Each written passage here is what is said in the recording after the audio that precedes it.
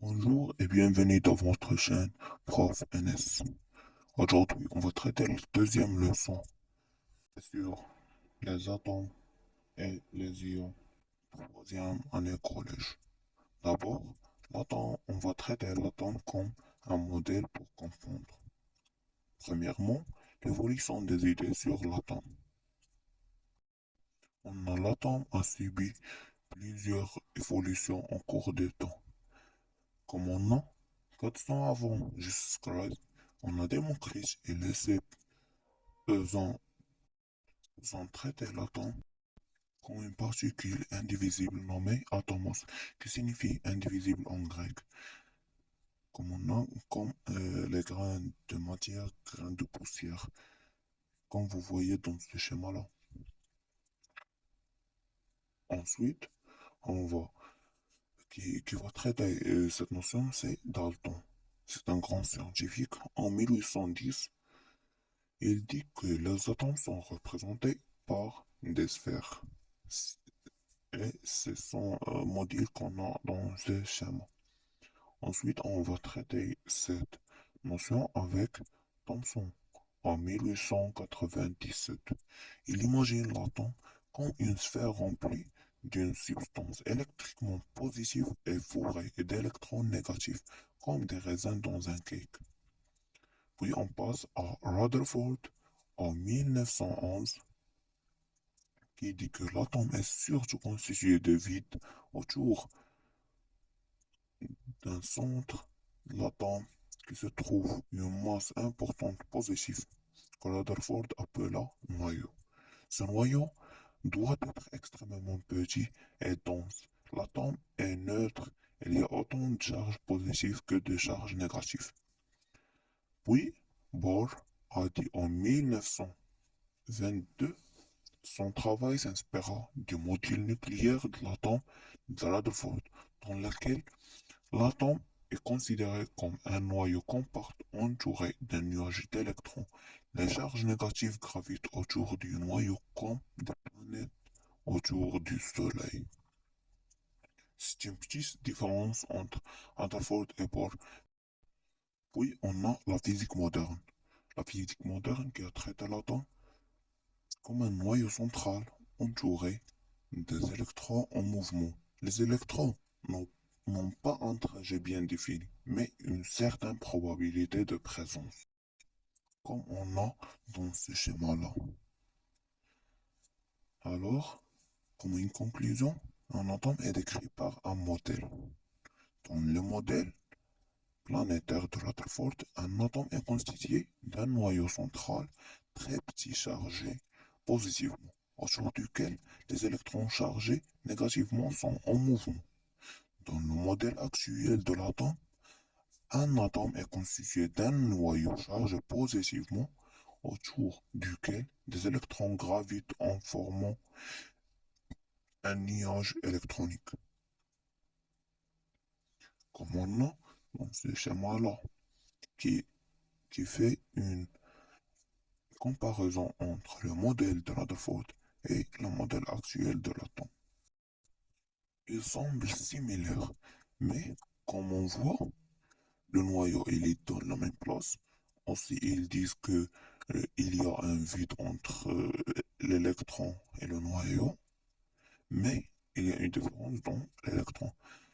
Pour le modèle de Rutherford, il a défini des trajectoires des électrons, mais pour le modèle actuel, la trajectoire de l'électron n'est pas définie. L'électron peut situer n'importe quel doit être.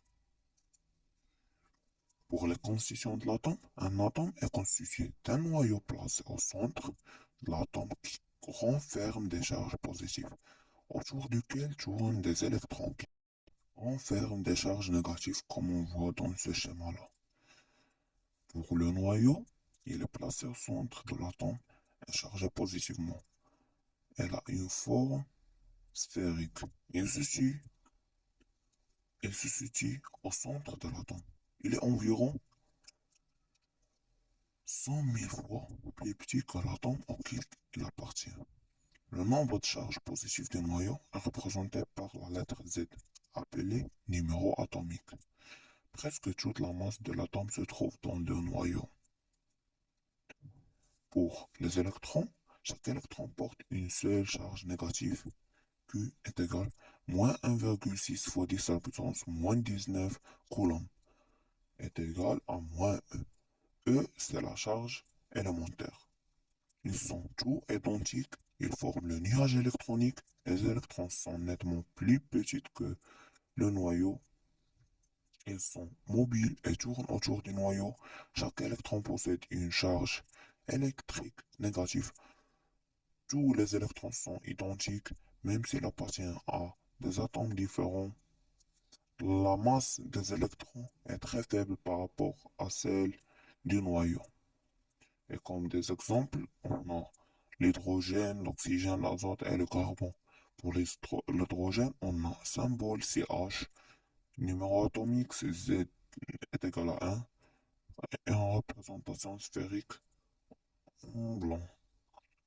Pour l'oxygène, la Z est égal à 8, pour l'azote, Z est égal à 7, pour carbone, Z est égal à 6. Et comme on remarque, l'atome est électriquement neutre. Le nombre de charges positives du noyau est donc égal au nombre de charges négatives des électrons. Pour la neutralité électrique d'un atome, un atome est électriquement neutre. Le nombre de charges positives du noyau est donc égal au nombre de charges négatives des électrons, comme on a dit. Ce nombre est appelé le nombre atomique Z. L'atome sert à classer les atomes, c'est-à-dire que chaque atome a un nombre atomique Z spécifique qui le caractérise. Pour la charge totale du noyau, on a la charge, le représente par la charge Q qui est égale plus Z fois E, avec Z le numéro atomique et E c'est la charge élémentaire qui est égale à 1,6 fois 10 à la puissance moins 19 coulombs. Pour la charge totale des électrons, on a Q est égal à moins Z fois E.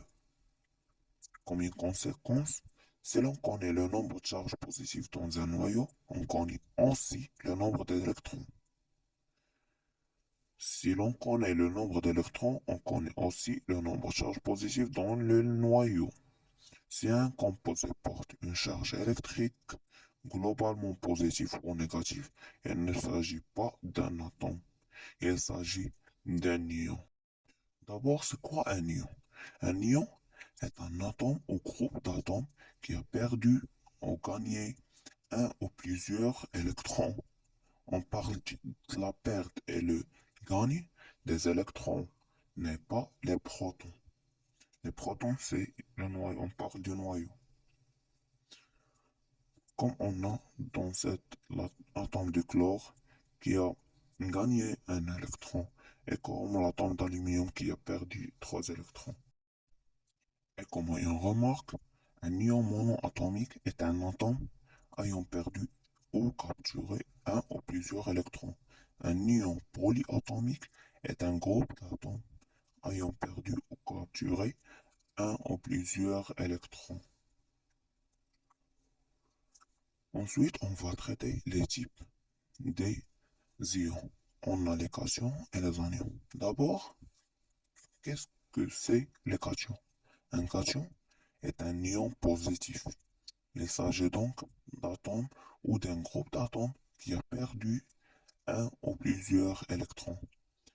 Comme exemple, on va traiter l'atome du fer qui a Z est égal à 26. Il perd 2 électrons et devient un ion Fe2+, Fer2.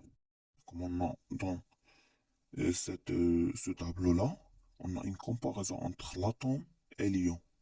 L'atome, dans le noyau, on a 26 protons. Dans l'ion, on a aussi 26 protons. Ne change pas pour le nuage électronique, c'est-à-dire les électrons. Les électrons, on a 26 électrons. Et pour l'ion, on a 24 électrons. Pour la charge globale, pour l'atome, on a dit qu'il est neutre. Plus 26E, plus moins 26E est égal à 0. Pour l'ion, elle est égale plus de E. Ensuite, on va traiter la notion des anions. Un anion, c'est un ion négatif. Il s'agit donc d'un groupe d'atomes qui a gagné un ou plusieurs électrons. Comme exemple, on va traiter l'atome du chlore qui a Z est égal à 17, qui a gagné un électron et devient l'ion chlorure noté Cl-.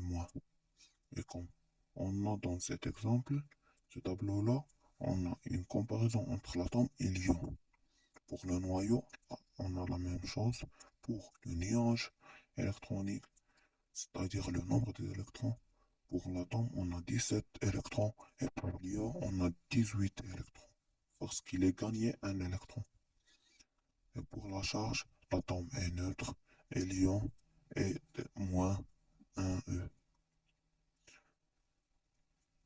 Ensuite, on va traiter l'ion polyatomique. Certains ions sont constitués par l'association de plusieurs atomes de types différents. Dans ce cas, c'est le groupe d'atomes qui a perdu ou gagné un ou plusieurs électrons. La charge positive ou négative s'applique à l'ensemble des atomes du groupe. Exemple, l'ion sulfate SO4 groupe formé d'un atome de soufre et 4 atomes d'oxygène. À ion gagné 2 électrons. On a aussi d'autres exemples. On a aussi des types de cations et anions, comme on a dit. Pour le cation, on a l'oxonium H3O+, ammonium NH4+, sodium Na+, potassium K+, Fer2 Fe2+, Fer3 Fe3+, l'aluminium Al3+, etc. Et pour les anions, on a l'hydroxyde HO-, bromure Br-, chlorure Cl-, carbonate CO3 cyanure CN-, dichromate Cr2O7 etc. Merci pour votre attention et à bientôt.